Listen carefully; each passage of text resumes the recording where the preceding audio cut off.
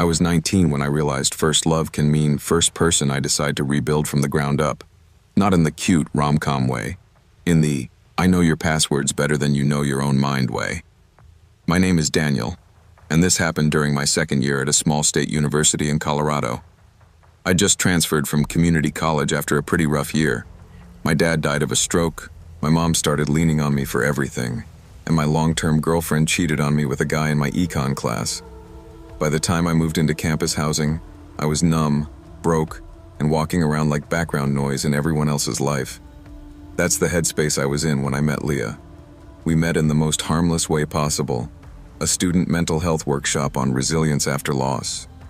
I went because there was free pizza and I didn't want to be alone in my dorm. She sat down next to me, hair in a messy bun, oversized gray hoodie, eyes the color of old glass bottles, washed out, but sharp. She laughed at one of the counselor's dumb icebreakers and mouthed, "This is so stupid." And for the first time in months, I actually smiled. When it was our turn to share why we came, I mumbled something about family stuff. She said her therapist made her attend. We traded first names, nothing more, and I thought that would be the end of it. 2 days later, she ran into me outside the library.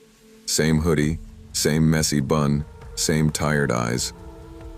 "Hey, resilience guy," she said, like we were already in the middle of a joke. She asked if I wanted coffee, said she hated awkward small talk, and preferred to get directly to the trauma. I laughed because it felt disarming, honest. Over lattes in the campus cafe, we traded curated pieces of our damage. I told her about my dad's sudden death and my ex cheating. She told me about weird family stuff, an overbearing mother, a father who left. Her voice was steady, but she watched me like she was measuring how each word landed. When I said, "I don't really trust anyone anymore," she tilted her head and said softly, "I won't make you regret trusting me." It sounded like a promise. Now it feels more like a threat. The first few weeks were the closest thing to normal I'd had in a long time. She texted me every morning, "Have you eaten? How did you sleep?" And at night she'd call just so we could fall asleep on the phone together. She said she liked hearing my breathing, that it calmed her. We weren't dating yet. We were just talking, though it felt deeper than any relationship I'd had. She showed up with soup when I was sick, highlighted my textbooks, sent me long, thoughtful messages about grief and how she understood feeling like people were temporary.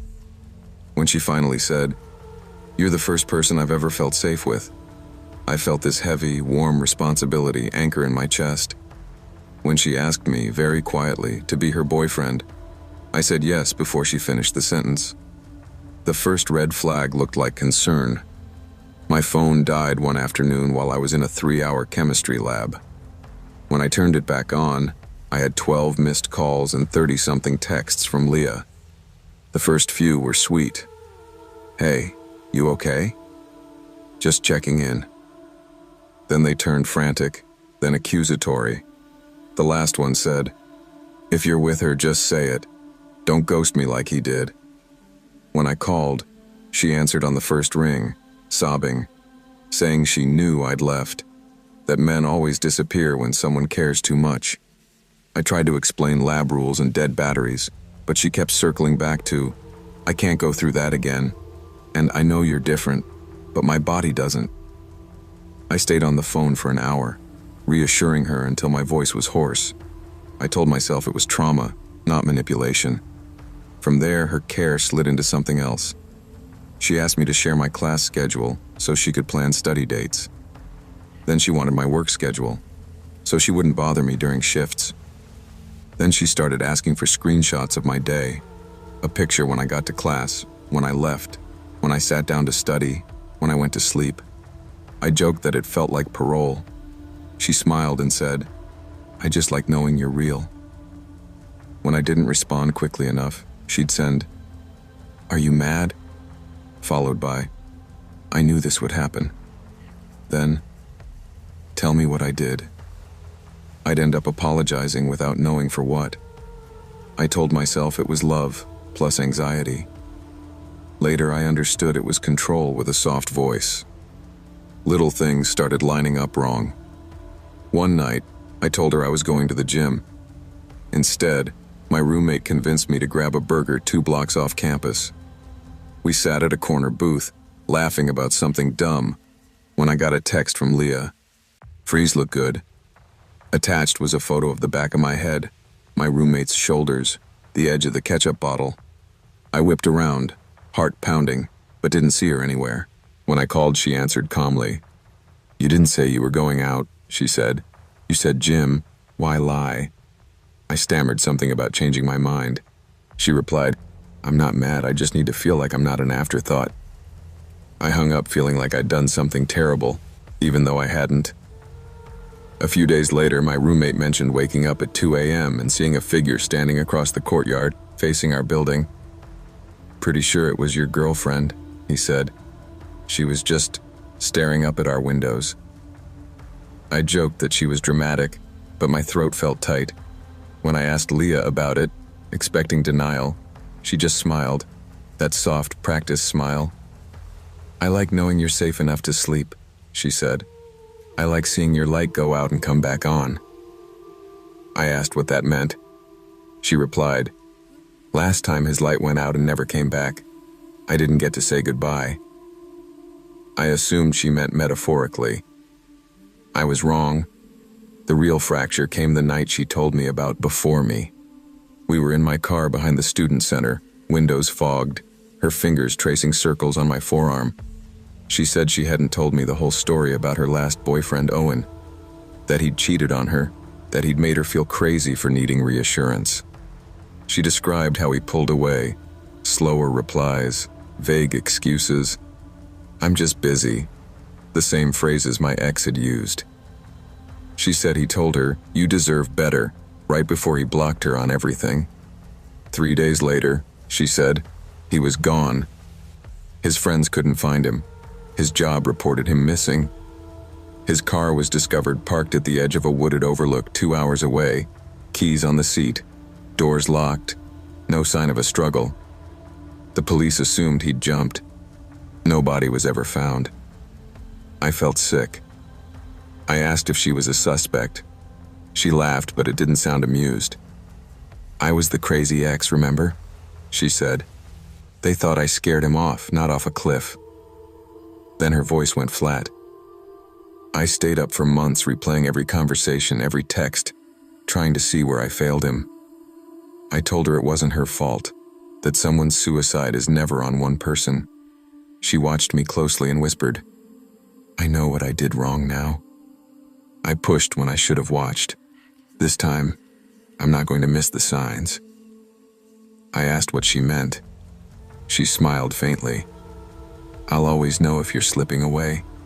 I'll see it days before you do. That's how I keep you safe from yourself."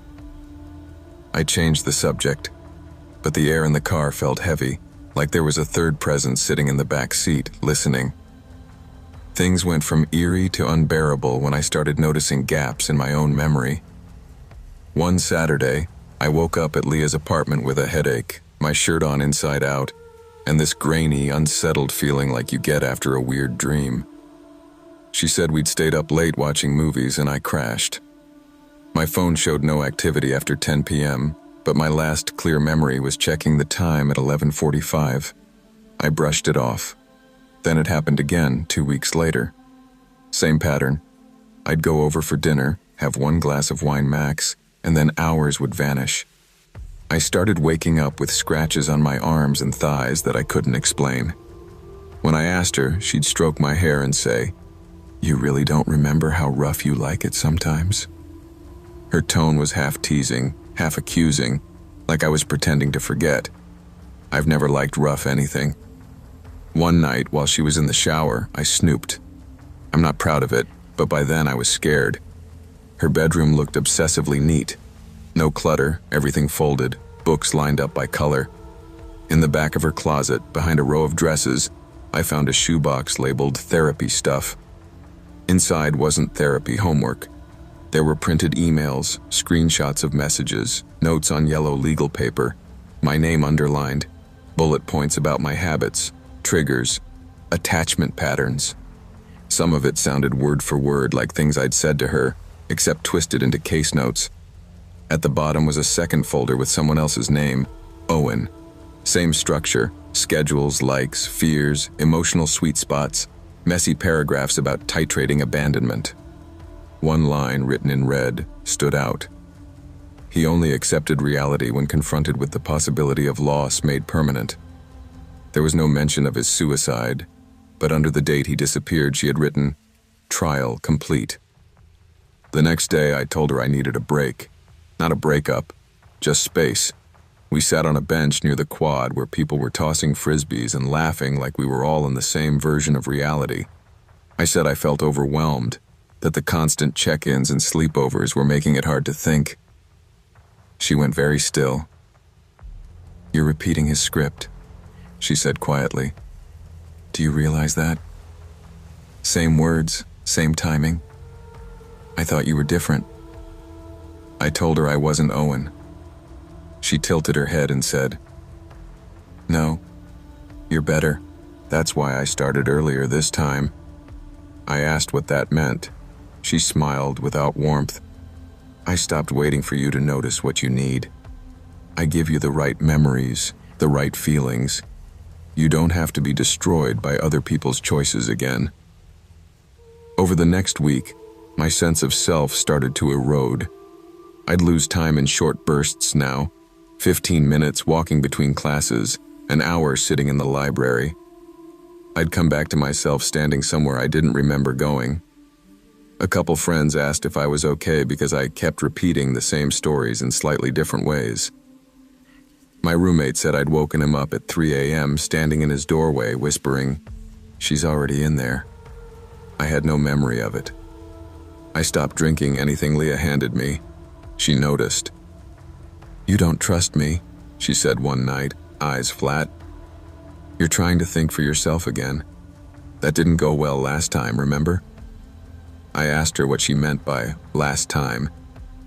She replied, "Some people only survive if someone else holds their choices for them." I finally broke when I checked my email and found drafts I didn't remember writing. Messages to professors withdrawing from classes, half-written apologies to my mom about needing to disconnect for my own good, even a draft to Leah saying I was sorry for leading her on. The language didn't sound like me. It sounded like therapy speak mixed with her favorite phrases. Attached to one draft was an audio file. My voice, flat and mechanical, reading, "I'm grateful you kept me from disappearing the way I almost did before." I have no memory of recording it. I confronted her in public, in the campus courtyard at noon, because I was afraid to be alone with her. She didn't raise her voice. She just said, "You told me you didn't want to cheat again. I believed you. So I'm taking away the people you cheat yourself with. Your past, your impulses, your cowardice."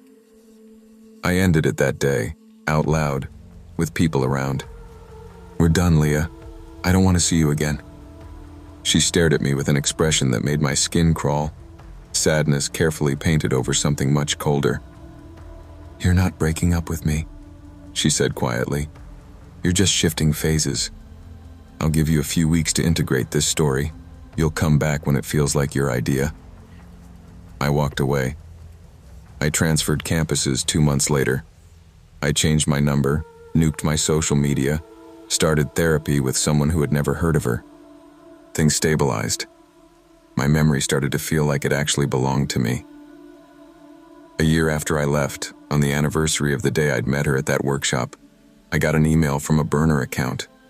No subject line, no text body, just one attachment, a recording labeled, "Initial Session, Daniel A." I opened it before I could stop myself. It was Leah's voice, calm and clinical, saying my name, my age, details about my family and grief. Then, presenting problem, intense fear of abandonment following perceived infidelity in prior relationship. Treatment approach, restructure narrative to remove self from sites of harm. Goal, protect subject from future destabilization by editing his reality before he can be hurt again. At the very end, there was a faint rustling and my own voice, sleepy, agreeing to, "Let her help." I've never gone back to that town. But sometimes, When I wake up from a nightmare with pieces missing, I wonder how much of me she still thinks she owns. Love that demands your memories, your time, and your identity in the name of protecting you is not love.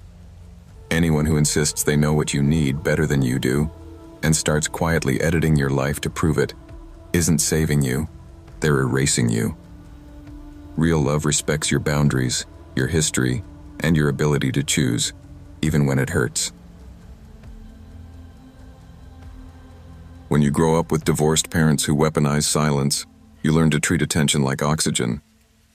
I met Jason when I was 19, shy, working nights at a campus coffee shop, and still flinching whenever a guy's voice rose above a certain volume. He breezed in like he owned the place. Expensive jacket over thrift store jeans, messy hair that obviously took 20 minutes, smile that could probably talk its way out of a crime. He ordered a black coffee and asked my name, then used it in every sentence like a charm. "So, Emma, are you always this serious? Emma, do you ever stop thinking?" Nobody had ever spoken to me like I was the only person in the room. My friends called him a walking red flag. I called him the first boy who ever made me feel like a main character.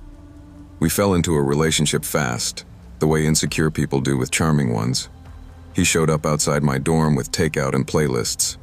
He introduced me to older friends who worked in consulting and real estate, guys who always met us in loud bars, who joked about clients like they were prey. Jason was protective in ways that felt flattering at first. He'd walk me home, wait outside my classes, delete guys' numbers from my phone in front of me. He banned me from talking to my ex. "I just know how men think," he'd say. "I'm keeping you safe." It took me a long time to realize he wasn't guarding me from other men. He was making sure no one could warn me about him. He told me I was his first real love. He said this right before he asked me to move in, right before he started borrowing money just until Friday, right before he got me to co-sign on a car, because my credit is crap, babe. My parents screwed me. Every time I hesitated, he'd flip a switch, eyes wet, voice soft. "Everyone leaves me eventually. You're not like them, are you?" When I pushed back harder, he'd get mean. "You like being poor? You like being ordinary?" It was a cycle. Love bomb, guilt, insult, apology sex, repeat. If you've never been in that kind of relationship, it sounds obvious. Inside it, though, it just feels like trying not to drop any of the plates he keeps handing you. A year in, he surprised me with a weekend away at an eco-retreat, a few hours from the city. "We need to reconnect," he said. "No phones, no noise, just us." I was exhausted, broke, and constantly on edge, but the idea of him wanting to fix things sucker-punched me with hope. We drove out on a Friday afternoon, hours into increasingly rural backroads, until the radio turned to static and my phone lost signal. The retreat turned out to be a cluster of cabins in the woods, no other cars in the gravel lot, a hand-painted sign, "Serenity Haven, Tech-Free Healing." A woman in her 50s greeted us, smile too wide, eyes not reaching it. "You must be Jason," she said, hugging him like they'd met before. "And this is the one?" The one. I noticed the wording, filed it away. Inside the cabin, there were 2 twin beds pushed apart, a Bible on the nightstand, a printed list of rules for spiritual safety pinned on the wall. No phones, no meat, no leaving the grounds without permission. I laughed, thinking it was cheesy branding, and asked Jason if this was some kind of cult. He kissed my forehead, said, "Relax, Em. It's just a place I went to once when I was really messed up. They helped me. They'll help us." When I asked when that was, who they were, he changed the subject and unpacked like we were staying a month instead of 2 nights. The first strange thing happened at dinner. We were led to a communal hall where a dozen or so people sat silently, eating soup and bread. The woman from check-in, who introduced herself as Judith, spiritual caretaker, said, "Everyone, this is Jason and Emma. He's brought her here to do the work." Several heads turned, some pitying, some flat. One man, early 30s, tired face, mouthed, "Leave," very clearly at me, when Judith had her back turned. Jason squeezed my knee under the table hard enough to bruise. Later, when I asked him if he saw that, he said, "You're so paranoid. This is exactly why you need this place." That night, Judith took our phones for safekeeping, locking them in a wooden box. "We find it's easier to get honest without distractions," she said. When I joked about needing mine for Instagram, she didn't even smile. Jason pulled me aside after and said, "Please, Em, just try. For me." It was the "for me" that got me. I kept noticing little things, though, the way the other guests avoided my eyes, the faded photos on the wall, couples smiling in front of the same dining hall door, sometimes with Jason in the background, arm around a different woman each time. In one, he was barely older than me when we met, holding a blonde I'd never seen before like she was his entire world. The caption read, "Step 5, Surrendering Ego." I confronted him that second night. "You've been here with someone else," I said, shoving one of the frames at him. His face went blank for a second like a mask taken off. Then he chuckled. "Of course I have, Emma. I told you they helped me. You think your boyfriend didn't have a past?" I pointed at the woman in the photo. "Where is she now?" I asked. Silence. He stared at me for a long time before saying, "She couldn't commit. She left before the work really started." His tone made my skin crawl. That night when I couldn't sleep, I heard arguing downstairs. Jason's voice, low and tense, Judith's cutting through. "She's resistant. He always picks the resistant ones." The next morning, we weren't allowed to leave our cabin until Judith knocked and told us it was time for individual sessions. Jason went first. He walked out with her, kissed me on the top of my head. "Don't overthink," he said. "This is going to fix everything." Hours passed. No one came for me. When I finally opened the door, the compound felt wrong. Too quiet, too expectant. I headed for the dining hall, then stopped. The door to the basement, one I hadn't noticed before, was slightly ajar. Voices floated up. "She's young," Judith was saying. "You can get 3, maybe 4 years out of this one." Jason laughed. "If she doesn't run her mouth." A chair scraped. "Did you get rid of the last one?" he asked. Judith's answer was too soft for me to hear. My feet felt rooted to the floor. I don't remember deciding to go down there. I remember the smell, bleach and something coppery. The concrete floor. Mattresses lined up against the wall, straps still dangling from their corners. A metal table with paperwork, names, dates, bank balances, notes like "parents retired, own home, no close friends, history of anxiety." My name was on one of the files, thick with fresh pages. Attached was a printed email from my account that I didn't remember sending, titled "Emergency," addressed to my mother, explaining I was checking into a treatment center for a while and might not be reachable. It ended, "Please trust Jason. He knows what's best." My stomach turned. On a shelf were photos. Jason with girl after girl after girl, all in this same compound, all smiling stiffly. More recent ones showed no girls at all. Just him, older, Judith at his side, both wearing identical pendants. I flipped one over. On the back, in neat handwriting, "First love is the easiest to break." I heard footsteps above me and grabbed the sharpest thing I could find, a broken piece of shelving. When the basement door opened, I was halfway up the stairs. Jason's face appeared, smiling like he'd caught me sneaking dessert. "Hey babe, was just coming to get you." I hit him, hard, right across the eyebrow. He screamed, more in anger than pain, and I bolted. I don't remember the path through the woods. I remember branches clawing at my arms, my bare feet slamming rocks. Judith's voice behind me shouting things about ungratefulness and wasting an opportunity. Eventually, I reached a road and flagged down a trucker who took one look at my face and bleeding feet, shoved his phone into my hands and said, "Call whoever you have to." The police were complicated. They called Serenity Haven a therapeutic community with unorthodox practices. Jason claimed I was having a mental health episode and had misinterpreted everything. Without the basement still prepped, without the other girls, it became my word against his. The file with my email disappeared.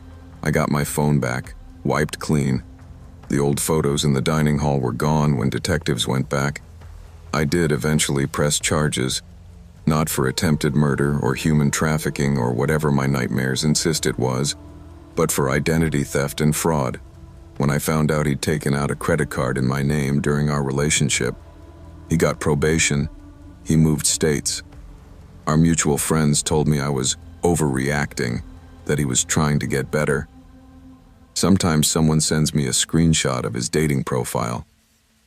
Jason, 31, looking for my first real love. No drama. The comments are full of heart emojis. I'm a 39-year-old woman, and if you type my name into Google, you won't find anything interesting. That's probably for the best. The most important thing that's ever happened to me lives somewhere between a private horror story and a long, slow lesson in how easy it is to lose yourself when someone else is busy rewriting you. For context, I'm a trauma counselor. I work with people who have survived things no one should have to. I have degrees, training, supervision. I know the language of manipulation, gaslighting, love bombing. I teach people how to spot it. And yet, a few years ago, I walked straight into it like every textbook warning had been printed in invisible ink. I met him through a professional networking group, one of those mental health practitioners' discussion spaces. He called himself Leo, said he was a psychiatric nurse working nights in a city hospital. He had that casual, competent energy people in emergency services often do. Dry jokes, a low tolerance for bullshit, a soft spot for underdogs. We started by debating some article about complex PTSD. He argued that most of psychiatry was just pharmaceutical sales with Latin words, and I laughed more than I should have. He was sharp, quick, and didn't defer to me just because I was more academically qualified. It felt refreshing. I'd been divorced for 3 years at that point, and my dating life was a graveyard of men who either wanted a therapist or a mother. Leo seemed like neither. We moved to private messages. His story was simple and tragic in the right proportion. Abusive childhood, self-educated, worked his way up in healthcare. Divorced, no kids, a line of toxic exes who couldn't handle his long hours and messed up brain. He showed me scars on his arms from past self-harm, the evidence of his own demons. It made me soften toward him in a way that bypassed all my usual caution. I told myself I understood this territory. Wounded people understand wounded people. He told me he hadn't felt this seen in years, that I'd decoded him in weeks in ways his ex had never managed in 2 years. When you spend your working life decoding people for a living, it's intoxicating to hear someone frame that as love instead of labor. Our first in-person date felt like I'd stepped into a room with someone I'd known for years. He was tall, smaller in presence than in text, but his attention was like a spotlight. "You do that thing with your hands when you're excited," he said, imitating my gesture mid-sentence. I hadn't even realized I did that. "You over-explain when you're scared I'll misunderstand you," he added almost gently. "I like it. Makes me feel how much you care about words." When someone mirrors you that precisely, it can feel like intimacy. In reality, he was taking inventory. All the small tells of my insecurity, cataloged with clinical precision. He never interrupted me, never checked his phone. I left the bar feeling high, like my nervous system had just been wrapped in warm cotton. The darkness didn't announce itself with screaming or cheating, at least not at first. It seeped in through small, offhand remarks. "You know you talk to me differently than you talk to your friends, right?" he'd say after overhearing a call. "You're softer with me. That's the real you." Or, "I don't think your supervisor really gets you. She wants you to fit into boxes, but you're beyond that." He positioned himself as the only one who truly saw me, and everyone else in my life as slightly lacking, slightly clueless. When I'd have a disagreement with a friend, he'd say, "I could have predicted that. You always pick people who can't handle your intensity." It sounded like insight, but what it really did was erode my trust in my own network, one tiny chip at a time. A few months in, he started talking about a woman named Laura. She was a patient, he said. Later, a former patient. The description was slippery. "She reminds me of you," he'd tell me over dinner. Smart, complicated, a bit too much for most people. The comparison flattered me at first. I asked ordinary clinical questions. "Is it appropriate for you to talk about her like this?" He'd roll his eyes.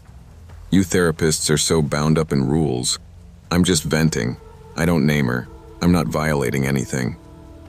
The more he talked about her, the more I noticed the overlaps. She was afraid of abandonment. She hated loud bars.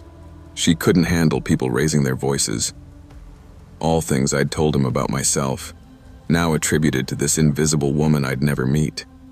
I told myself it was transference, that he was using our dynamic to process his work. I was wrong. The cheating was not physical, not that I know of. It was something stranger, and to me, more horrifying. One night, when he thought I was asleep on his couch, he had his laptop open. The sound of my own name made my eyes snap open. He was on some forum for trauma survivors under a pseudonym telling his story. Except it wasn't his. It was mine, spliced with details I'd told him in confidence, adjusted just enough that he could plausibly deny it was about me if confronted. My father's drinking problem shifted to an uncle. My teenage panic attacks moved into his supposed adolescence. He was hoovering up my history, remixing it into narratives where he was the central victim. People flooded him with sympathy. "You're so strong. You deserve love." He responded with lines he'd once said to me. "I'm just trying to find someone who can hold my darkness without dropping it." It didn't stop there. I began to notice phrases I'd coined in therapy sessions show up in his messages to online strangers. I'd call a boundary, a kindness to your future self. Weeks later, I'd see him write to some woman on Twitter, "Set a boundary. It's a kindness to your future self." This was more than borrowing. It was identity theft on a psychological level. He wasn't just cheating on me with other women. He was cheating using parts of me. My metaphors, my analysis, my self-disclosures, all stripped of context and repackaged to make him look profound, supportive, endlessly understanding. He was building a better version of himself out of my insides. The stalking didn't begin at the front door. It started in my mind. "You disappeared for 6 minutes between those 2 texts earlier," he said once. "Who were you talking to?" I laughed it off until I realized he genuinely tracked my typing patterns. "You take longer to reply when you're with that colleague of yours, the blonde one. Your sentences get shorter. It's like you're editing yourself, so I can't tell who you're with. You don't have to do that with me." There was always that twist. Accusation dressed as concern. He'd say, "I worry sometimes that you're not fully honest. Not because you're a liar, but because you're scared. I wish you trusted me like I trust you." I started sharing more, over-explaining my whereabouts, my conversations, my feelings. He'd created the insecurity and then offered himself as the cure. The first time I tried to pull away, he got sick. Not dramatically. Just vague chest pains, panic attacks that would strike when I hadn't answered in an hour. "It started when you said you needed space," he told me. "My therapist says it might be abandonment trauma. It's fine, I'll deal with it. Don't let my broken brain control your choices." That sentence was a masterpiece. It blamed me without blaming me. It told me I was literally making him ill while simultaneously praising my independence. I stayed. Of course I did. I spent my days coaxing people not to internalize guilt for others' reactions. It was perversely easy to fail to extend that compassion to myself. The real break came from a woman I only know as Kay. She emailed me using my work address, subject line, "You don't know me, but you need to read this." She told me she'd been in an online support group for ex-partners of narcissists. Someone had shared screenshots of a man named Leo who'd been love-bombing her, using highly specific therapeutic language and telling a story about his history with a cold intellectual ex who weaponized psychology against him. The phrases rang a bell for her. They rang a bell for me too, when she attached them. They were my words. Arguments I'd made to him in private, twisted into accusations about me, shared with another woman as evidence of his perpetual victimhood. He'd cast himself as my wounded patient, me as the cruel clinician who'd pathologized his love, and this new woman as the one who finally understood him. The most unnerving part was that he'd described my bedroom in detail. The color of my sheets, the book on my nightstand, the crack in the ceiling I always stared at when I couldn't sleep. He'd told this other woman that these details came from his shitty ex's place, where he'd cried more nights than he cared to count. He'd taken my most private physical space and turned it into a stage set for his martyrdom. I confronted him, this time not in person, but through a long written message. I laid out everything: the identity theft, the emotional triangulation, the way he used my story as emotional currency with strangers. He replied with a wall of text that might as well have been cut and pasted from a manual on gaslighting. I was projecting. I was pathologizing normal human behavior. I was too stuck in therapist mode to see that real relationships are messy, not clinical. At one point he wrote, "You do realize you're not the only person who's ever said these things to me, right? Maybe you're not as unique as you think." That line gutted me more than the rest. Not because I believed him, but because I realized how many others there must have been. Women who thought they were the first to hear his confessions, the first to be trusted with his trauma, the first to be told, "No one's ever seen me like you do." He was a serial monogamist in narrative, polyamorous in emotional predation. He never abandoned you. He just quietly started rehearsing you in someone else's inbox before you'd even had time to feel him pull away. Leaving him wasn't clean. I blocked him on everything, changed passwords, told my friends and supervisor the full story, so there would be no isolated shame for him to weaponize later. He made 2 attempts to get back in, once via a fake client inquiry at my practice, once via a burner account on the professional forum where we'd met. Both times, his tone was conciliatory, world-weary. "We're both adults. Can't we have a conversation rather than running away?" Both times, I didn't respond. That silence felt less like empowerment and more like holding a shaking glass of water still. I half expected him to show up at my door, to escalate from digital to physical stalking, but he never did. In a way, that was almost worse. It confirmed what my gut had suspected. I was never his main storyline. I was just one of many scripts he ran in parallel. I used to think my first love story was boring. High school sweethearts, shared playlists, prom pictures, the whole cliché. Now I think of it as the first chapter of a horror story. I didn't know I was in yet. My name is Maya. I'm 26 now, and I still flinch when I hear 3 specific words. I remember that. I met Liam when I was 15, and he was the new kid, transferred mid-semester from some expensive private school because his parents wanted him to have a normal experience. He was quiet but funny, with that careful, attentive way of listening that makes you feel like the only person in the room. Everyone thought he was shy. I thought he was kind. I wasn't completely wrong. We started dating after he walked me home in the rain and gave me his jacket textbook movie moment. He noticed everything about me, in a way that felt flattering when you're a teenage girl who thinks invisibility is the default setting. He remembered my test dates, my coffee order, the exact way I liked my hair braided for soccer games. When we fought, he'd text long, articulate apologies, referencing specific times he'd failed me, promising strategies to do better. It sounded suspiciously like therapy language, but neither of us was in therapy then. My friends called him the perfect boyfriend. My mom adored him. I thought I'd marry him. Instead, I broke up with him the summer before college because I'd been accepted to a school 3 states away, and he hadn't, and I didn't want to drag a high school relationship into adult life. He didn't yell or cry when I ended it. He just went very still and asked, "Is there someone else?" I said no, because there wasn't. He nodded and said, "People don't fall out of love. They just get distracted. I'll wait until you remember." I wrote it off as melodramatic. At graduation, he handed me a photo of us at homecoming with "Don't forget" written on the back. I threw all our pictures away when I moved into my freshman dorm. I blocked him on everything. My friends called it a clean break. I thought that meant the past would stay in the past. 8 years later, I moved to Seattle for a new job and a fresh start after another messy breakup. My ex there hadn't been a stalker.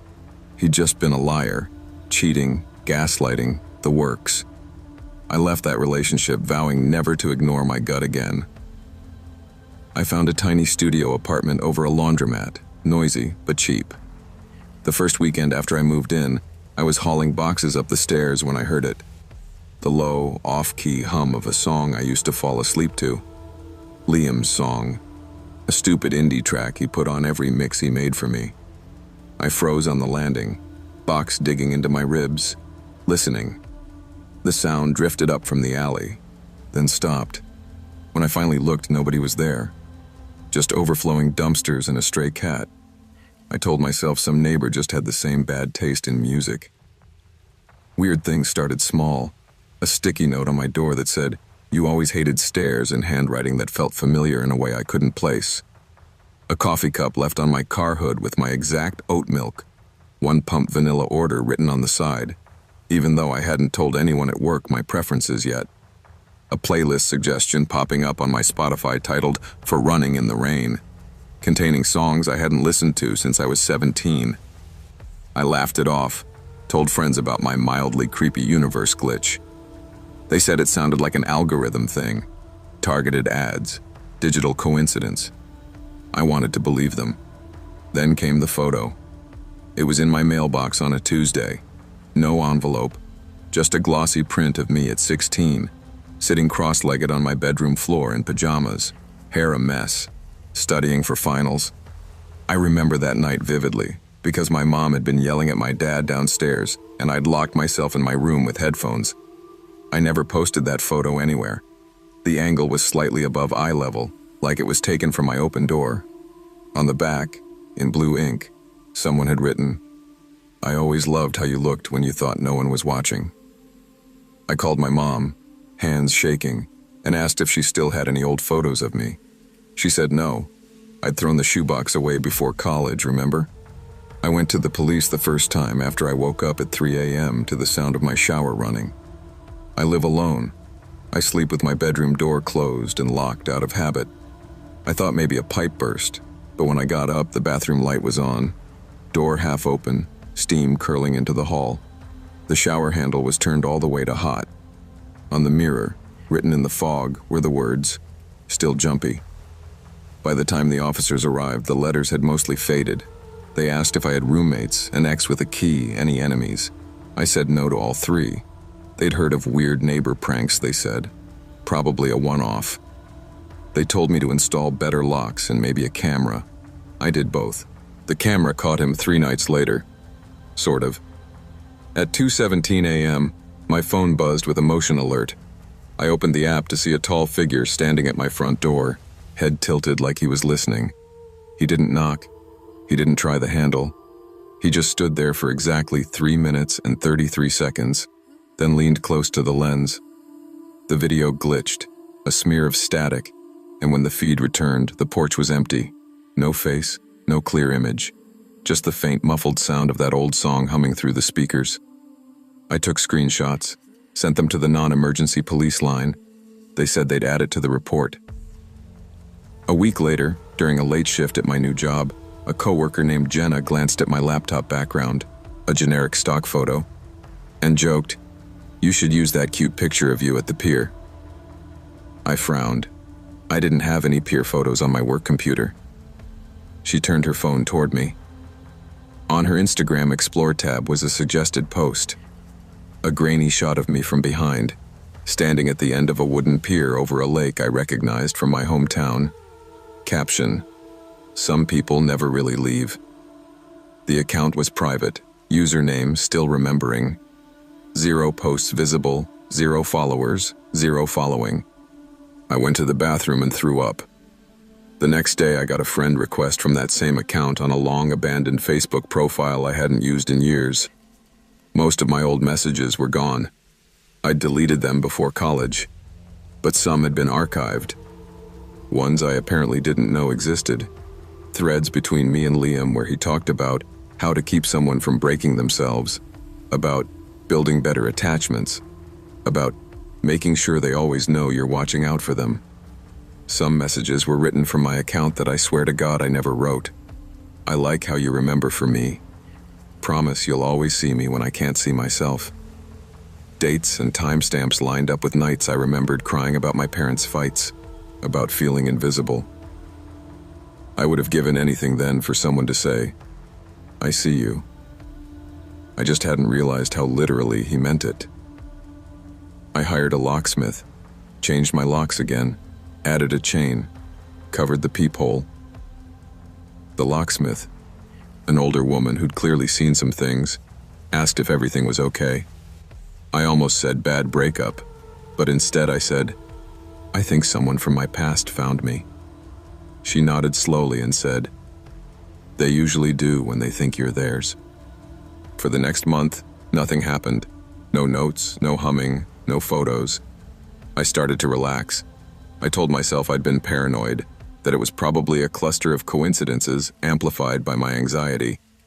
I started going out with coworkers after shifts, laughing again, flirting with a bartender who gave me free fries. I posted a picture of my drink on a private Instagram story, visible only to close friends. An hour later, my phone buzzed with a text from an unknown number. "You never liked gin." I hadn't posted what I was drinking, just the glass in my hand. He knew anyway. I froze on the bar stool, heart hammering. I typed back, "Who is this?" The reply came immediately. "Someone who's always paid attention." I didn't respond. He sent another. "You told me you wanted someone who remembered the little things, Maya. You taught me what love is. I'm just giving it back." I blocked the number, walked home with my keys between my fingers, and slept with my shoes on, ready to run. The next morning, every single framed photo in my apartment, me with friends, me with my mom, landscapes I'd taken on trips, was turned face down. Not smashed, not stolen, just flipped. On my fridge, my grocery list was edited in neat, unfamiliar handwriting. Next to milk and eggs, someone had added, "Stop pretending you're alone." I checked the door camera footage. The timeline jumped from 1:02 a.m. to 3:47 a.m. with no warning. Corrupted file. The company said it sometimes happens. The tech on the phone sounded bored. I started sleeping at a friend's place on and off. She believed me, but even belief doesn't stop reality from fraying. The last straw came on a random Thursday. I was at work, mid-shift, when my mom FaceTimed me 3 times in a row. She never does that. When I picked up, she was pale and shaking. "Why would you send me that?" she asked. I had no idea what she meant. She turned her phone camera around to show her laptop screen. An email from my account sat open. Subject line, "I'm safe. Stop worrying." The body of the message said, "You'll probably freak out when I disappear again, so I wanted to reassure you first. I'm with someone who actually sees me. Don't call the police this time." Attached was a photo of my front door, slightly ajar, my sneakers on the mat. Timestamp that morning, 4:03 a.m. I had been asleep at my friend's house then, with her dog snoring against my legs. That night, I drove back to my apartment with Jenna and my friend from work. We packed everything that mattered into boxes and suitcases in under 2 hours. I didn't bother folding anything. On my bed, under the pillow, I found a folded piece of paper. It was a photocopy of an old note from high school, the first time I'd ever told Liam I loved him, in messy teenage handwriting. Across the bottom, in fresh ink, he'd written, "First love is just the version of you that's honest. Everyone else is an edit. I'm only here for the original." I left the paper there and walked out. I moved cities again. New job, new number, total digital cleanup. I hired a professional to audit my online presence, remove old mentions, tighten privacy on everything. I told my mom not to open any emails that looked like they were from me, unless we'd talked first. Therapy became a weekly thing, not just a panicked drop-in. Sometimes I think it's over. Sometimes, like last week, I'll get a random friend suggestion on a platform I barely use. A profile with no picture, no posts, just a first name that feels too familiar, watching from a distance. No messages, no likes, nothing overt. Just proof that he still knows where I am. That he's waiting for the moment I'm lonely enough to mistake surveillance for care again. Your first love can leave fingerprints on your idea of what love should look like, but attention is not the same as safety, and memory is not the same as devotion. If someone insists only they truly see you, while slowly cutting you off from everyone else, that's not romantic. It's a cage. Don't confuse being remembered with being respected. If you feel watched instead of witnessed, listen to that fear and get out.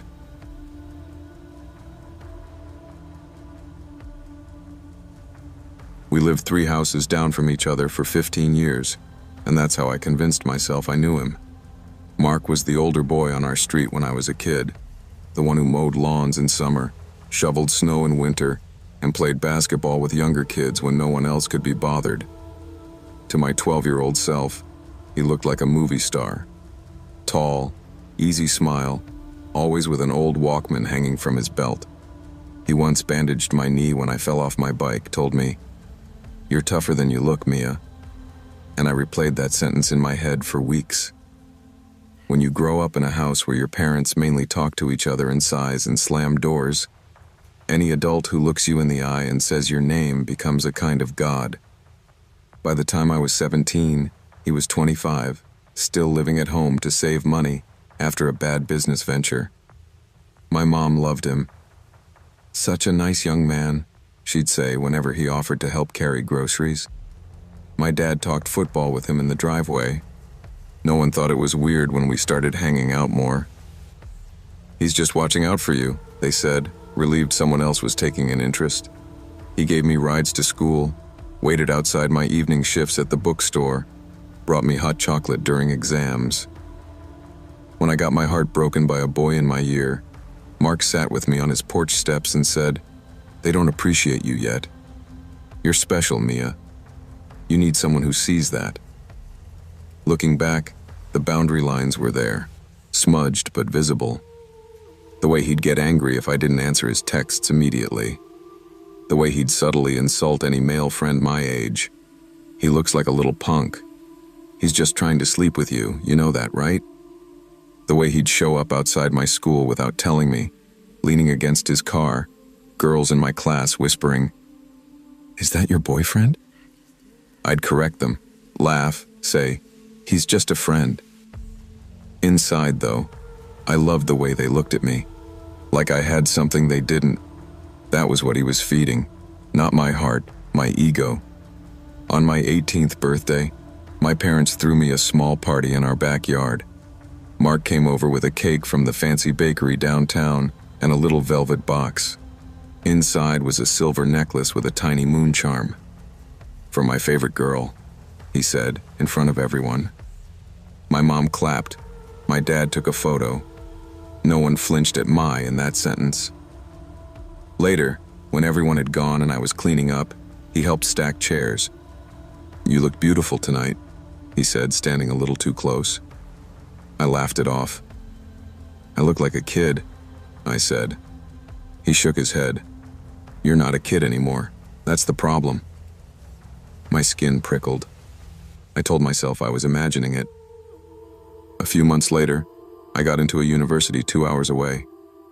I cried when the acceptance email came, from relief more than joy. Mark was the first person I told. He hugged me, picked me up, spun me around. "This is huge," he said.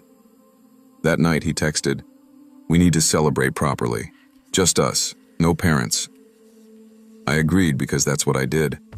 He suggested a weekend away before school started. "There's this cabin my uncle owns by the lake," he said. "Super quiet. We can fish, talk. You can clear your head before the big move." My parents, unbelievably, thought this was adorable. "It's so nice he still wants to hang out with you," my mom said. My dad clapped him on the back.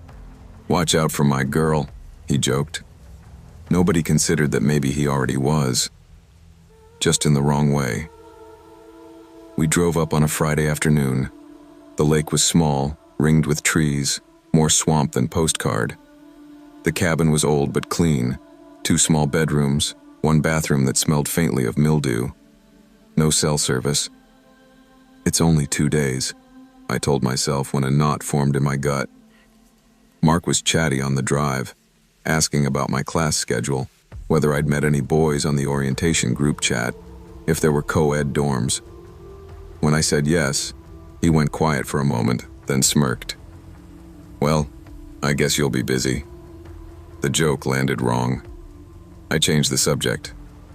That first night, we sat on the porch, beer bottles sweating on the railing, listening to crickets and the occasional splash from the lake. At some point, he asked, "Do you remember when you were 13 and you ran away down the block? You only made it to the park." I laughed. "Yeah, you found me." He nodded. "Your dad called me in a panic. We looked everywhere on the street. I knew you'd go to the park. You always go there when you're upset." I smiled, warmed by the idea that he'd known me so well, even then. "You've always been my favorite," he added, voice low. "Since you were a kid. I always said, I'm waiting for that one to grow up." The words slid into my stomach like ice. I told myself again that I was overreacting. Later, when I went to bed, I noticed my duffel bag felt lighter. My phone, which I'd left plugged in, was gone. So was my car key. I told myself I'd misplaced them. I told myself a lot of things before finally going to his room. He was sitting on the edge of the bed, fully dressed, as if he'd been waiting. My phone lay on the nightstand beside him. My key dangled from his finger. "Looking for these?" he asked, smiling in a way that didn't reach his eyes. My whole body went cold. "Why do you have those?" I asked, trying to keep my voice steady. He patted the bed beside him. "Sit. We need to talk." I didn't sit. He sighed. "You're making this harder than it has to be, Mia." He stood slowly, pocketed the key. "You're leaving," he said. "You're going to go to some stupid university, meet some idiot boy, and forget about me. After everything I've done for you. After all these years." His voice rose. "Do you have any idea how long I've waited? Do you think I spent my 20s babysitting you because I'm just a nice guy?" My mind raced. The front door. The car. No phone. No key. No signal. We were miles from the main road. He stepped closer, dropped his tone. "I know you better than anyone. I've watched you since you were a kid. I know when you're lying, so don't lie to me now." Something in me snapped then. Not courage, just clarity. "Give me my stuff," I said, heart pounding. "You're scaring me." He blinked as if offended. "Scaring you?" He laughed once, sharp. "You don't get it. Out there, you're just another girl. Here, you're mine." I bolted. Instinct more than decision. I made it to the front door before he grabbed me by the arm so hard I felt something pull. He shoved me against the wall, face an inch from mine. His eyes were wet, wild. "Don't make me do something we'll both regret," he said. "Just stay. Just for a while. You'll see. It's better here. No one leaves me. Not you." I did something stupid then. I started talking to him like he was one of the kids at the bookstore who had tantrums. Okay, I said, hands up. "I won't go. I'll stay. Just..." Let me go to the bathroom first, please. He stared at me, searching my face for a lie. Years of training under his watch paid off. I knew how to make my voice small, my eyes soft. Eventually, he let go. "Don't lock the door," he said. "I don't like doors between us." My hands shook so hard I had trouble turning the handle. The bathroom had a tiny window above the shower, barely big enough for a child. The lock was old, rusted. I climbed onto the toilet, pushed. It didn't budge. Outside, he paced the hallway, muttering. I could hear him talking to himself. "She doesn't know what she's doing. She's just scared. You're doing this for her. She needs you." I recognized the tone. I'd used it on myself every time he crossed a line for the last 6 years. I pushed again. The window groaned, then snapped open. I squeezed through, scraping my hips and shoulders, dropped onto damp grass, and ran. I don't remember much about the woods, just branches tearing my skin and the sound of him yelling my name, first angry, then pleading, then furious again. "Mia, you're overreacting. Come back."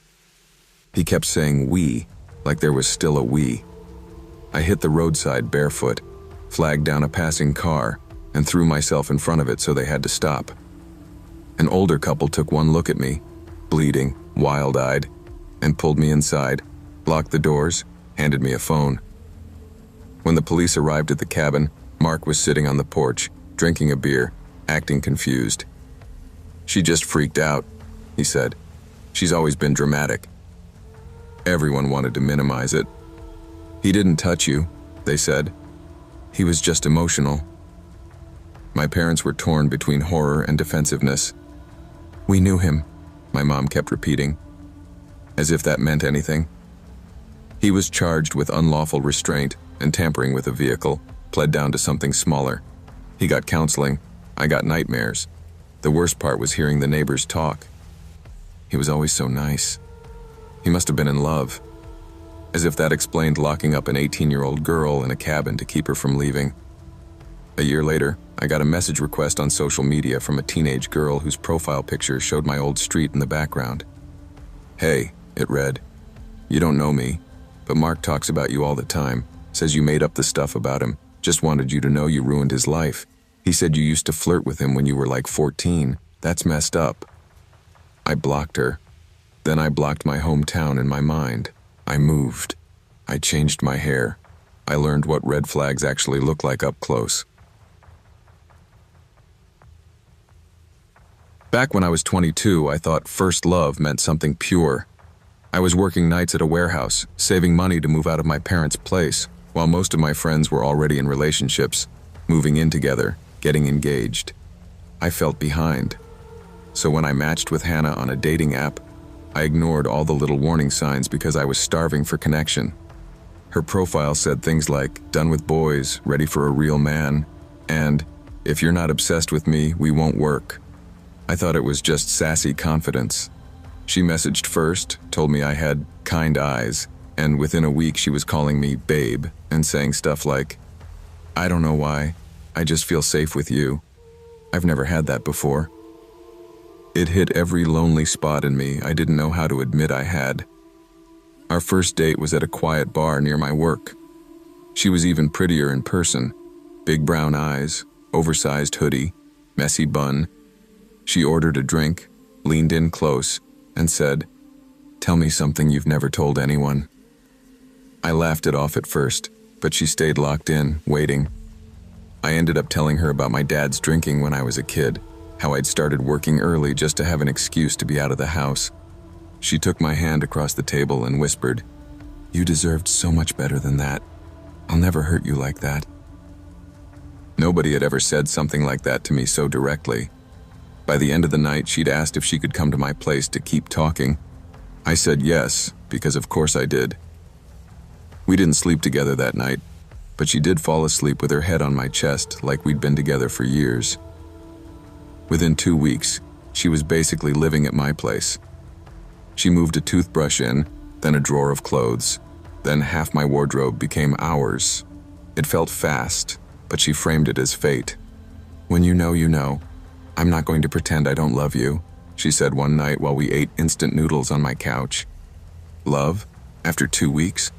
I laughed nervously and she frowned, then went quiet. Later she said, "You didn't say it back. Are you not serious about me?" I panicked and told her I just wasn't good with emotions. She smiled, kissed me, and murmured, "It's okay. I'll teach you how to love." I told myself it was intense because we were meant to be. Truth was, I was already scared of upsetting her. The controlling stuff started so slowly I almost missed it. First, it was her asking who I was texting. Then it was little digs about my female coworkers. "She seems too touchy. I don't like her." Then she started saying things like, "Your friends are bad for your mental health. They don't get you like I do. When you're with them, you come back weird with me." If I mentioned grabbing a beer with the guys after work, she'd get teary. "It's fine, go. I'll just be here alone, trying not to spiral." So I stayed home more. When my best friend texted, "Dude, we never see you anymore. You good?" I said, "Yeah, just busy." I wasn't busy. I was being slowly isolated by someone who insisted it was love. The first time we fought, it was over nothing. I'd forgotten to answer a text because I was on a forklift. I came back to my phone at break and had 15 missed calls and messages like, "Where are you? Who are you with?" So this is how it is. When I called, she answered on the first ring, already crying. "You just disappear. My ex used to do that when he was cheating. I can't go through that again." I apologized so many times I lost count, promising to text even on the toilet if that's what she needed. "I'm just scared of losing you," she sniffed. "You're my first real love. Don't make me feel crazy." She said crazy like it was a joke, but it didn't feel like one when she immediately demanded my phone password, so we never have to doubt each other again. Once she had my password, the tone changed. She'd casually wave my phone at me and say, "You forgot to tell me Mark messaged you." As if that was normal. If a coworker commented on a social media post, she'd scroll through their pictures and say things like, "So you like girls who post bikini pics, huh?" And then pick a fight. Sex started to feel like a transaction. If I reassured her enough, if I told her she was the only woman I found attractive, if I let her mold me into something she thought she could trust, then I'd be rewarded with affection. If not, she'd withdraw and accuse me of emotionally abandoning her. I started saying and doing things I didn't mean, just to keep the peace. The manipulation got darker when she started talking about her past. At first it was to build intimacy. She'd say, "Every guy I've been with cheated or hit me. You're my last chance. If this doesn't work, I'm done." That's a terrifying thing to hear when you're 22 and already feel responsible for everyone's feelings. Sometimes she'd offhandedly mention knowing where her exes worked, or how she'd only lost it because they pushed her too far. When I asked what lost it meant, she shrugged. Nothing illegal, just made sure they remembered me. It was meant as a joke, but there was a flatness in her eyes when she said it that stuck with me. The cheating was what finally ripped the blinders off. It started with small weirdnesses, her taking her phone to the bathroom, suddenly having girls' nights with friends I'd never heard of, locking her screen when I walked by. Every time I asked, she'd flip it around on me. "Wow, so you don't trust me? After everything I've told you?" Or she'd start an argument so big and emotional that the original question got lost. One night, at around midnight, she said she needed to clear her head and went for a walk. I watched her from the window. She didn't walk anywhere. A car pulled up. She got in without looking back. She came home at 3 a.m., smelling like men's cologne and smoke, climbed into bed and whispered, "You're the only safe place I have." I didn't sleep a second. A sane person would have walked out then. I confronted her instead. I asked directly who picked her up. She looked me dead in the eye and said, "You're paranoid. I jog at night. Can I not have one thing that's just for me?" When I told her I'd seen the car, her whole expression changed. Gone was the soft victim, and in its place something cold and calculating. "So, You're spying on me now? She snapped. I should have known you were just like the rest. You made me open up and now you want to control me? I remember standing there actually doubting my own eyes because she said it with such conviction. Then my phone buzzed. It was a text from an unknown number. Tell your girl to stop giving out my car as an Uber. I'm not her driver. Attached was a photo of Hannah leaning through the car window, kissing some guy. I showed her the message. She didn't apologize. She didn't even flinch. Instead, she laughed, this quiet, humorless laugh, and said, "So?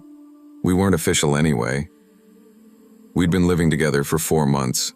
She'd been calling me her boyfriend to everyone, posting photos of us with captions like, "My forever." When I said that, she rolled her eyes. Online labels don't mean anything. You're so literal. It's boring. I needed attention. You weren't giving it to me.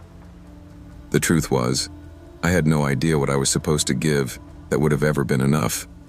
I felt this bizarre mix of heartbreak and relief. I wasn't crazy. Something really was wrong here, and it wasn't me. Leaving wasn't dramatic. It was painfully small and pathetic. I waited until she left for a study group and packed what I could into 2 trash bags. I left my own TV, my own gaming console, a couch I'd bought secondhand, because I just wanted out. My hands were shaking so hard I could barely lock the door. I texted her one sentence. "I'm done. Don't contact me again." She didn't reply for a day.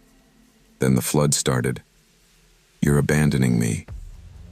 You promised you were different. Don't make me show everyone what you're really like." Then the threats escalated. She told my friends I was controlling and had anger issues, hinted to my mother that I'd hit her, I never had, and messaged every woman who interacted with me online saying, "Be careful, he's abusive." The projection would have been funny if it wasn't so dangerous. For about 3 months, I lived in constant fear she'd show up at my work or tell a story that would stick. I changed my number, locked down all my social media, told my boss and close friends everything so nothing could blindside them. Slowly, the noise died down. She moved on to someone else, evident from a mutual friend's post about Hannah's new man who finally treated her right. I clicked his profile once, saw a familiar pattern. Soft, quiet guy, trauma in his past, already posting about how he'd never loved like this before after a month, and closed it. I wanted to warn him, but I also remembered how I'd clung to her when people tried to warn me. Years later, I still flinch when someone says, "You're my everything," too soon. I've done therapy, sat in rooms where professionals patiently unpacked how someone can weaponize their pain and call it love. I don't hate Hannah. I hate who I let myself become around her. Someone who ignored his own instincts just to avoid being alone. Someone who thought being needed was the same thing as being loved.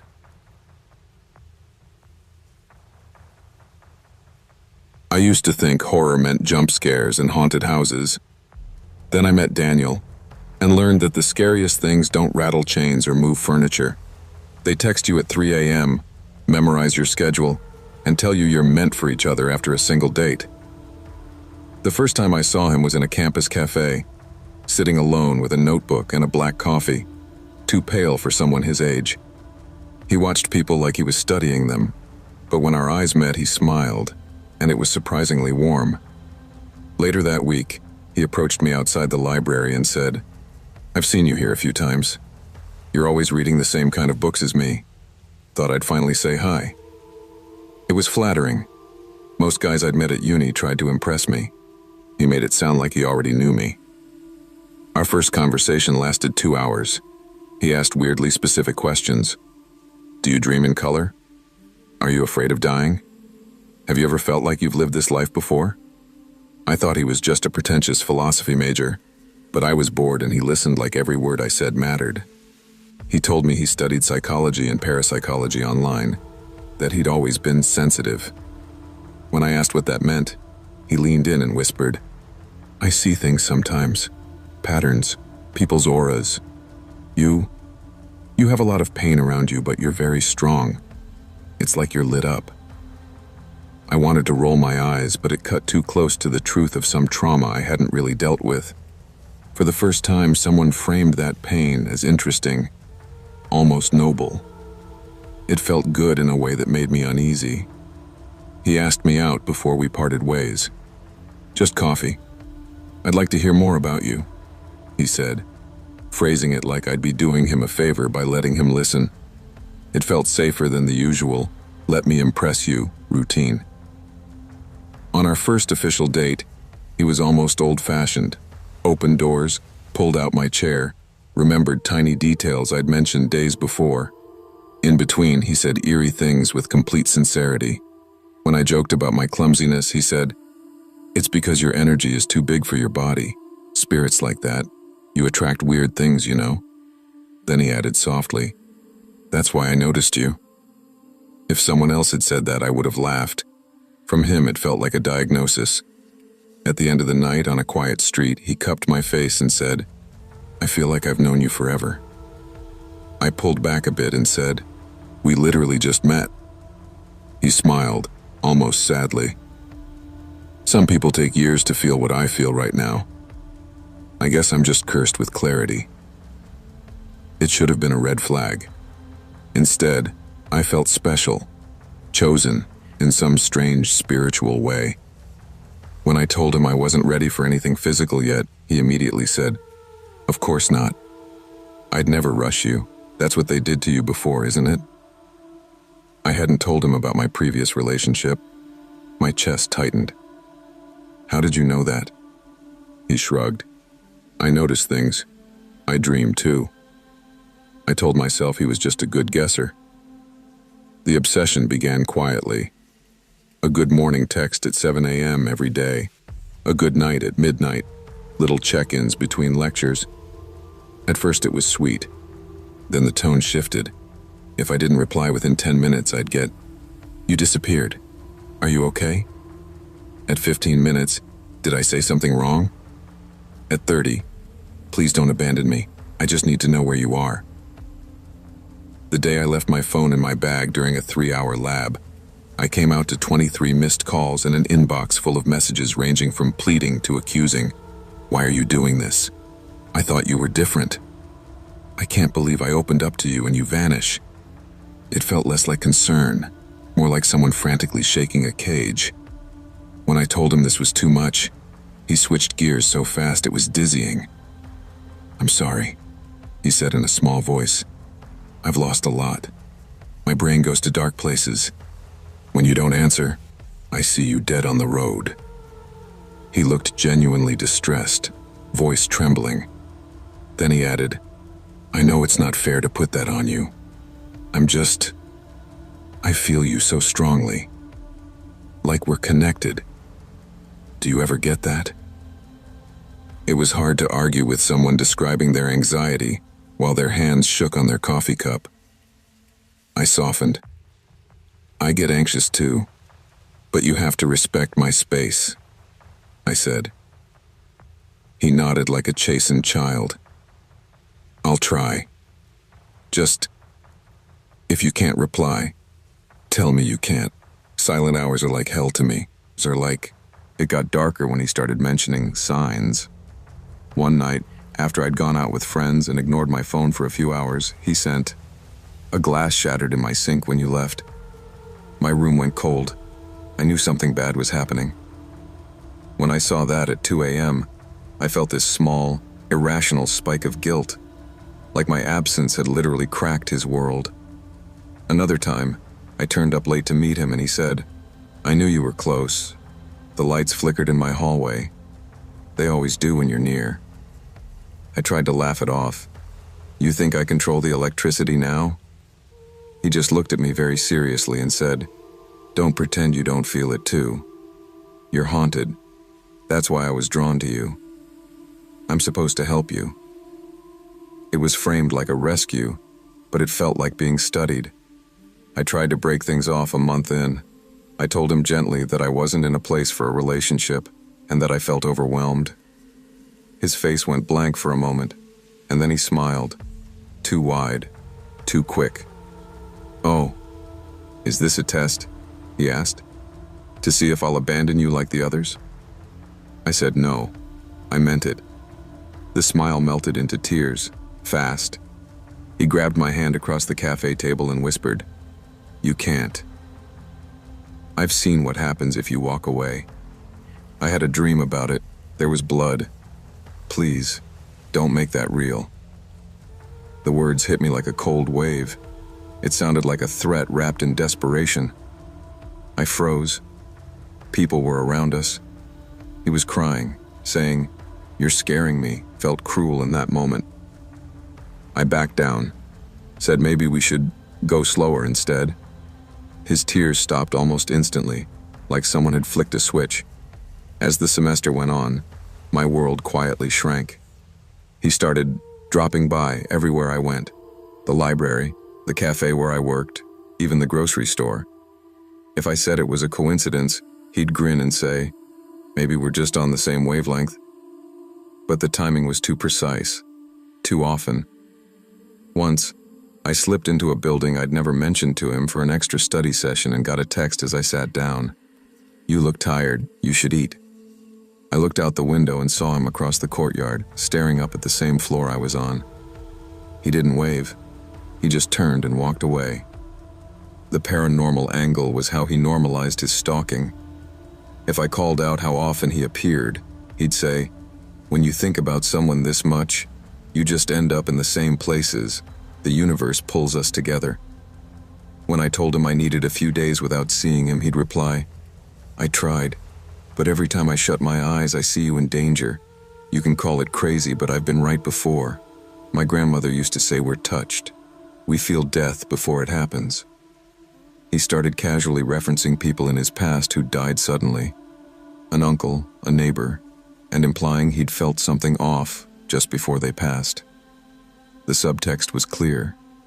If I ignored his warnings, if I stepped out of the orbit he'd built, something terrible might happen, and he would have seen it coming. I began having nightmares. In them, I'd be walking home and feel watched. I'd turn, see no one, but lights would flicker in hallways, my phone would buzz with unknown numbers, and a voice I recognized would whisper, "I told you I'd always find you." I'd wake up, heart hammering, and see 3 missed calls from him in the middle of the night. When I asked why he kept calling so late, he said, "I always wake up at 3:15 when your energy spikes. That's when the veil is thinnest. That's when spirits are loudest. I just need to hear your voice to know you're still here." It was such a perfect fusion of superstition and emotional blackmail that I started keeping my phone on silent in another room, just to pretend he wasn't constantly reaching across whatever veil he believed in. The breaking point came on a rainy Tuesday. I'd intentionally gone to a campus cafe on the opposite side of the university where I'd never seen him. I sat facing the door out of habit. 20 minutes in, he walked through it. Our eyes met. He smiled, small and tired, like he'd just finished a long search. He walked over without ordering anything, sat down opposite me, and said quietly, "You've been avoiding me." I could feel people around us, the clink of cups, the hum of conversation. It all felt far away. "Yes," I said finally. "I have. I don't feel safe around you anymore." His eyebrow twitched. He folded his hands, too calm. "Safe? From what? I've never laid a finger on you." His voice was soft, reasonable. That scared me more than if he'd yelled. I told him about the constant texts, the coincidental appearances, the way he used dreams and signs to justify never giving me space. I told him I needed him to stop contacting me completely. He watched my face like he was tracking micro-expressions for a study. Then he leaned back and said, "You're making a mistake." I said, "Maybe, but it's my mistake to make." His eyes went flat. No hurt, no tears, just this distant calculation. "You're not like them," he said. "You're not allowed to abandon me. I know what you are. I've seen it." I stood up, hands shaking, and said, "This conversation is over. He didn't try to grab me. He just said, in a voice barely above a whisper, "You'll see me again. When something breaks." That's when I always show up. I went straight to campus security that day. I showed them the hundreds of messages, the call logs, explained how he always seemed to know where I was. The officer glanced through my phone and said, "Most of this isn't explicitly threatening, but the pattern is concerning. We can make a note, and if he shows up where he shouldn't, call us immediately." It didn't feel like much, but saying it out loud shifted something in me. This wasn't some tragic, romantic obsession. It was stalking. It was someone using my empathy and my curiosity about weird things to pull me into a nightmare dressed up as destiny. I blocked his number, his social media, told my coworkers and roommates what was going on. For a while, it was quiet. Then the emails started from throwaway accounts. "You can't block the bond we have. I dreamed of you again. There was snow and sirens. You don't understand what you're running from." They weren't constant, but they were precise. Always after a big exam, or after a bad day I'd posted about vaguely online. It felt like he was watching the edges of my life, only slipping in when I was weakest. I reported each email. The IT department helped block them as they appeared. Eventually they stopped. About a year later, a girl in one of my seminars mentioned a weird guy who'd freaked her out. She said he'd talked as if he'd known her forever, asked about her dreams, and told her he felt death around her. My blood ran cold. I asked his name. When she said Daniel, my mouth went dry. I told her everything. Every sign I'd ignored, every excuse I'd made for him, every time he'd used ghosts and fate and energy to make me feel like he belonged in every corner of my life. She stared at me, eyes wide, then took out her phone and deleted his number in front of me. We walked to security together that afternoon. I still don't know if Daniel believes the things he says, or if he just found a convincing mythology to wrap around his need for control.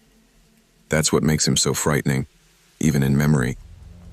There's no exorcism for people who turn your own fears and fascinations against you. There's only distance, documentation, boundaries so firm they feel cruel, and the willingness to look at someone crying in front of you and still say, "No, I don't owe you access to me." Not all deep connections are real. Some are carefully constructed traps. Anyone who uses fear, of death, of loneliness, of being special, to excuse violating your boundaries isn't spiritual or sensitive. They're dangerous. Protect your space, trust patterns more than words, and remember that you never have to stay just because someone tells you the universe wants you to. I met Claire in my last year of college, when my life was basically group projects, cheap beer, and the constant dread of unpaid internships. She was the kind of girl guys wrote bad poetry about. Green eyes, messy dark hair, boots in every season, and a way of listening to you like you were confessing something sacred. We started as partners in a media ethics class and slid into dating so naturally, I didn't even notice where studying together ended and staying over began. She knew I grew up poor, knew I was terrified of becoming my father, bored, broke, and stuck. She'd touch the back of my neck and say, "You and me, we're going to get out of here. We're going to see everything." I believed her because I needed to. Your first real love feels like the opposite of a scam. You never suspect it might be the biggest con of your life.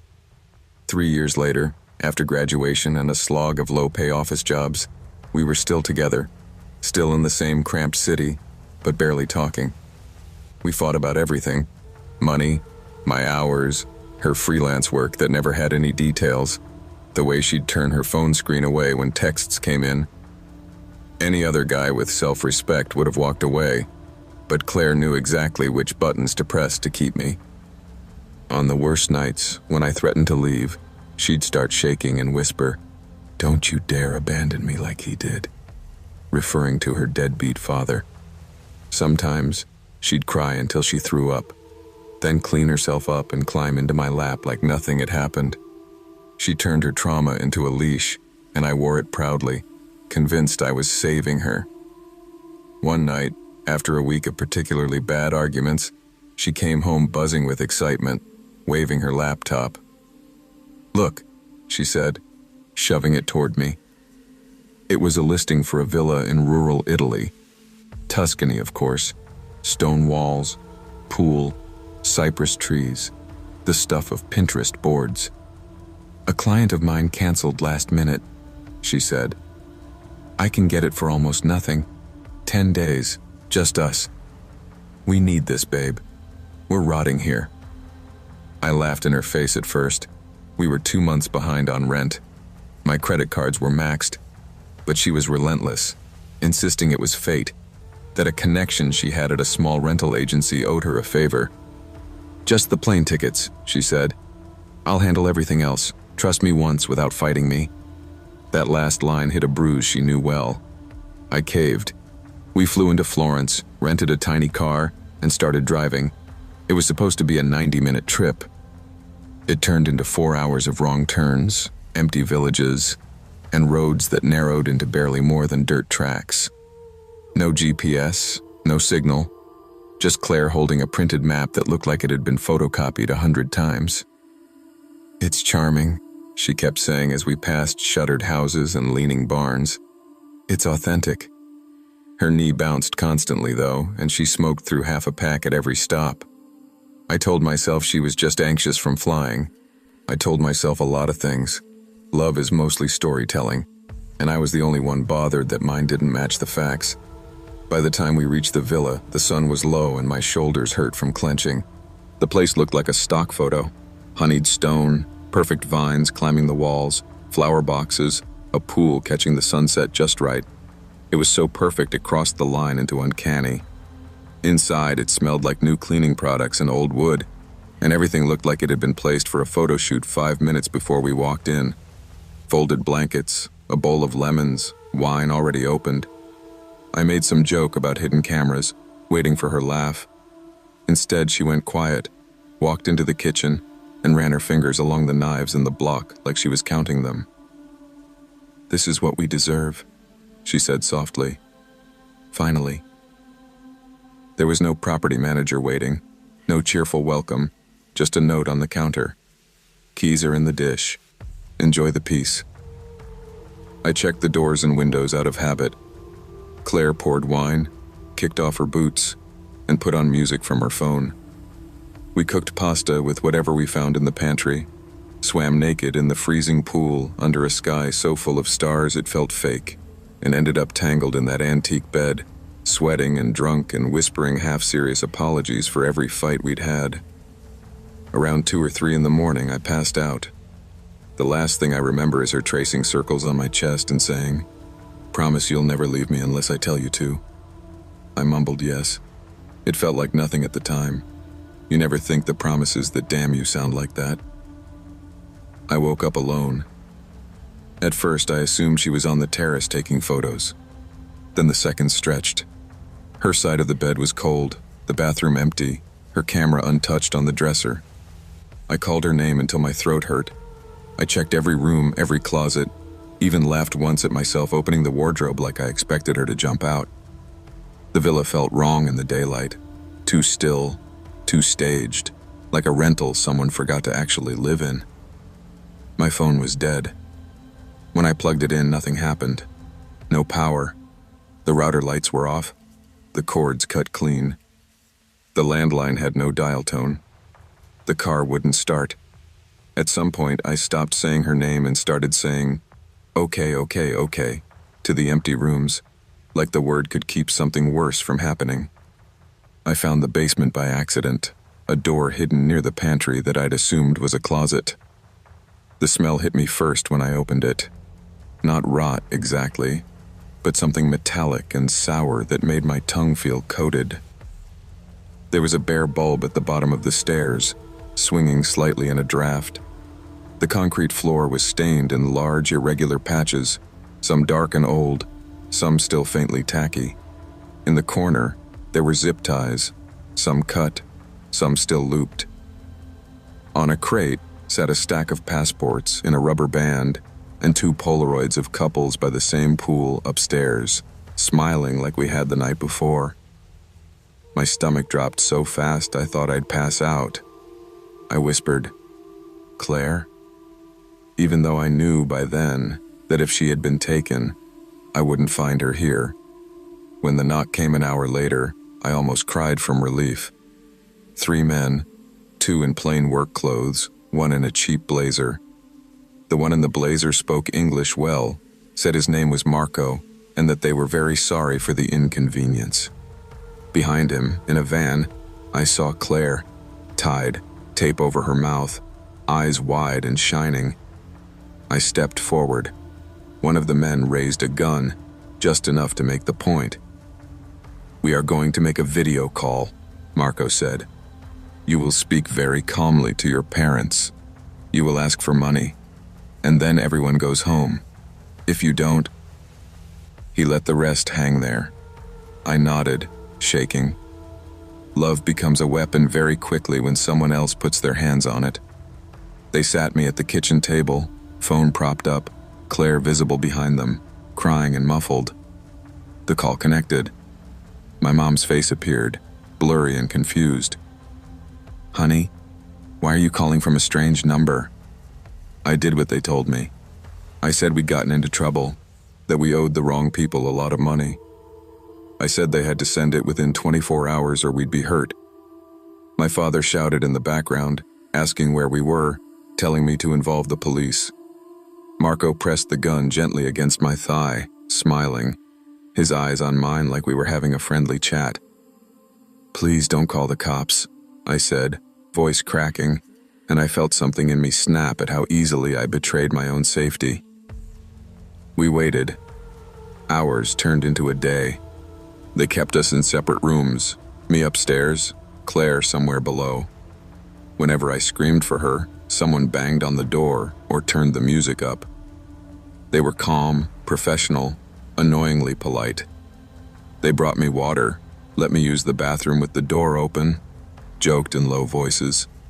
"First love," one of them said once in the doorway. "Always the easiest." I didn't understand what he meant until the second night, when Marco came in with his sleeves rolled up and sat across from me like a therapist. "You know she helped us, right?" he asked. "Claire, she found you. You have good parents, good credit. She is very practical." At first I thought it was another mind game. Then he slid a folder across the table.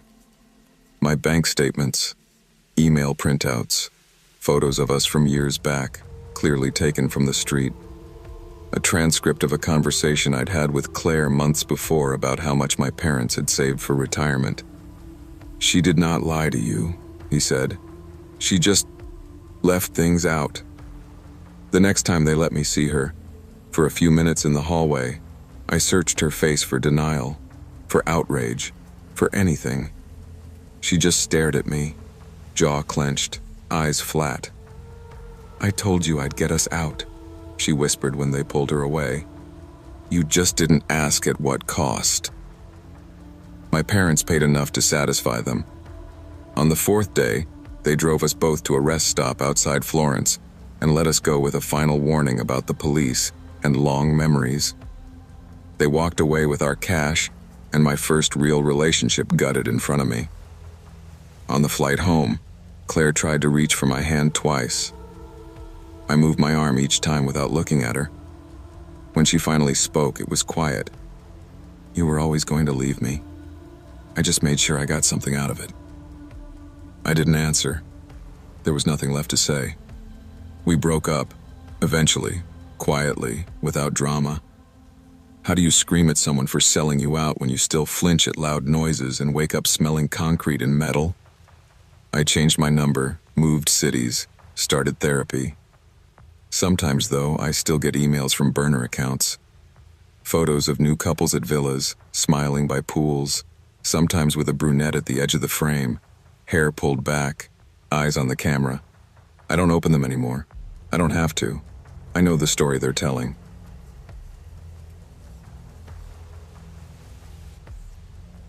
I didn't think I'd ever be telling strangers on the internet about my love life at 76, but here we are.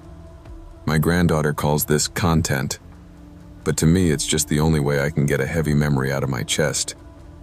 You should know a few things about me first. I was married to the same man for 48 years. I lived through 2 recessions and 1 war, and I buried my husband myself.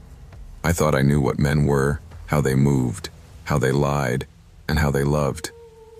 It turns out I'd only ever met one good one. After my husband Robert died, the silence was the worst part. The house, which had always felt full, suddenly sounded like a hotel corridor at 3 a.m., all echoes and no life. My son bought me an iPad, so you won't get lonely, Mum. What I actually got was a front row seat to modern loneliness in high definition. I joined a widows group on Facebook because I didn't know what else to do with the thing. That's where I first saw him. Peter H., 61, retired architect, widowed. His profile photo looked like someone from a medical advert. Silver hair, soft smile, a dog in his arms. He'd written a comment under a post about anniversaries. Grief doesn't shrink. We only grow around it. Sending love to all of you. It was simple, sincere, and it hit something in me like a tuning fork. I checked his profile, mutual groups, a few pictures of him cooking, photos of hiking trails, an old Volvo, the dog again. Nothing flashy, nothing obviously fake. I told myself I was too old to be foolish and sent him a friend request anyway. My fingers cold with something like teenage dread. He messaged me first. Emily? Lovely name. Thank you for the ad. I hope this doesn't sound forward, but you have the kindest eyes I've seen in a long time. I stared at that line far too long. I checked every word like I was inspecting fruit at the market. Kindest eyes. Long time. Nothing obscene. Nothing urgent. He wrote like a man who had learned patience the hard way. Over the next weeks, he became a little routine. Morning. How did you sleep? Evening. What's the one good thing that happened today? Sometimes it was as small as the kettle didn't leak. He always responded as if it was profound. We traded grief stories, small confessions, and he never once tried to rush anything. He'd say, "We're old. We know there's no need to race if there's something real." It felt grounded, like I'd stumbled into a quiet room away from the noise of everything else. We graduated from messages to video calls. His face matched his photos, lines on the forehead, creases by the eyes, the dog nudging into frame.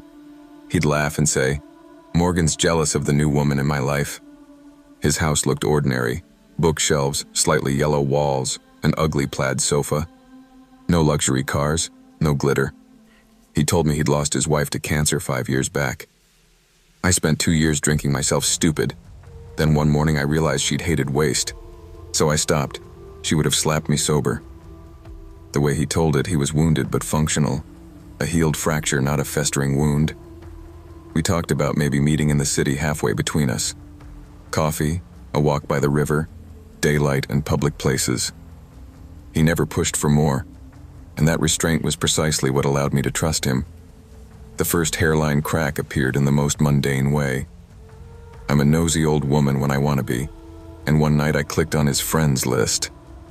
I expected to see a typical assortment of family and colleagues. Instead, I saw widow after widow.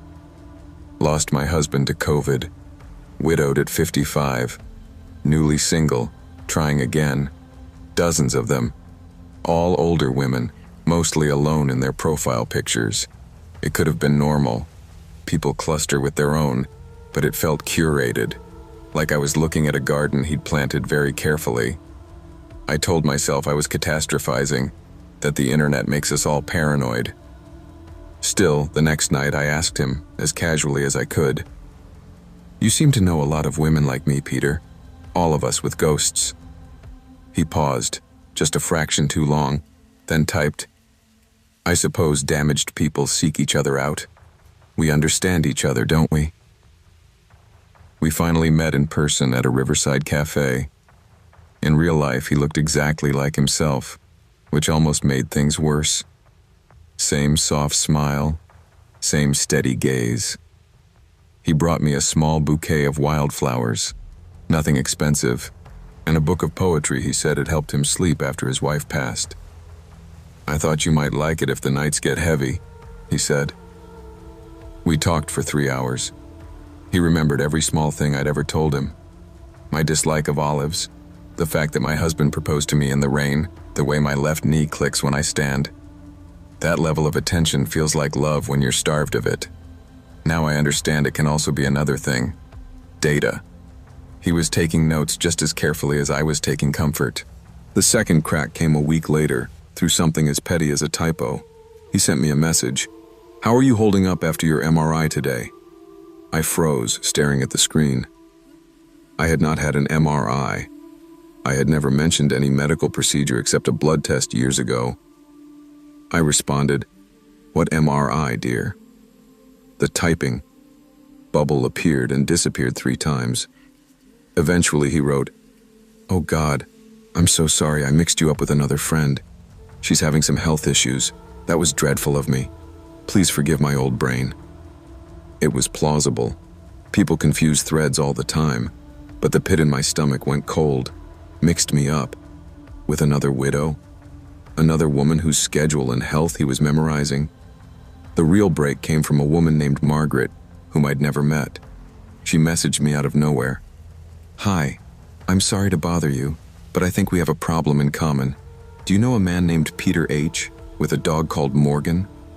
My heart hammered so loudly I could hear it in my ears. We got on a call, 2 strangers with the same tremor in their voices. She told me her story, which sounded uncomfortably like mine. Same group, same gentle words, same dead wife, same river cafe. She'd gone further, though. She'd lent him £3,000 when he'd had a frozen account issue, and his pension payment was delayed. He'd wept on video, ashamed, begged her not to tell anyone, said he'd pay her back the moment things cleared. She hadn't seen a penny. When she'd started asking questions, he'd turned cold, accused her of suffocating him, of sabotaging his attempt to heal. Then he'd vanished, blocked her, disappeared, until she randomly saw him comment under a widow's post again, using the same script she'd once fallen for, and she recognized my profile in his likes. We compared timelines and screenshots. It turned out he was not just talking to 2 women. There were at least 5 overlapping conversations, all of us isolated, all of us hungry for exactly the tenderness he'd perfected. He'd built each of us a slightly different narrative. In one story, he was a retired architect. In another, a former civil engineer. In one, a son estranged. In another, a daughter in rehab. Enough variety that no one detail could be easily cross-referenced, but all revolving around the same core. Widower, quiet, looking to heal, understands grief. It was a character he'd rehearsed so many times he could improvise within it flawlessly. That was the part that made my skin crawl.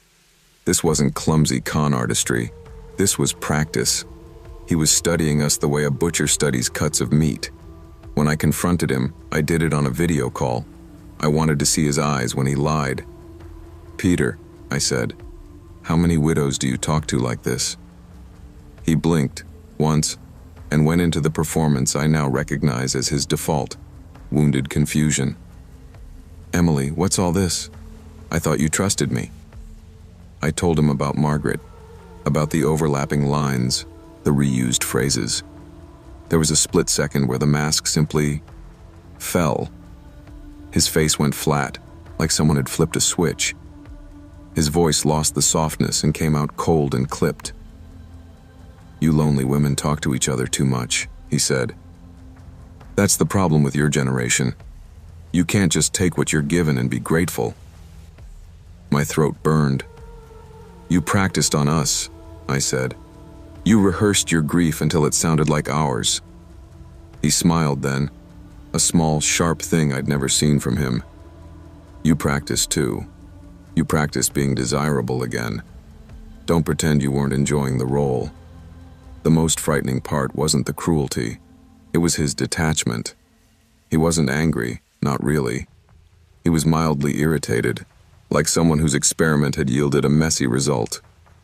I never forced any of you to send money, he said, almost bored. I just gave you what you wanted. A story where you weren't invisible. You paid for the privilege. That's fair trade in my book. I told him I was going to report him, warn every group, send his face around like a wanted poster. He shrugged. By next month, I'll be Thomas, widowed in a car accident. Different dog, different town. You'll forget me long before I forget you. There was no remorse, only calculation and a sick kind of pride in his own adaptability. I hung up, shaking, and sat alone in my kitchen, the hum of the fridge suddenly deafening. We did report him. We sent screenshots to admins, flagged his accounts, spread the word in groups we were in. He vanished for a while. 6 months later, a new profile joined one of the private forums. Tom, 62, recently widowed, trying to figure out this new world. Different surname, different city, same eyes, same pattern. I recognized his writing instantly. Grief doesn't get smaller. We grow around it. I typed a reply and then backspaced it. I messaged the woman who'd posted under his comment instead and warned her privately. I don't know if it stopped anything. Men like him don't retire. They just refine. They get better at finding the gaps in our boundaries, the spots where shame and loneliness make us malleable. And those gaps are everywhere when you're older, female, and grieving.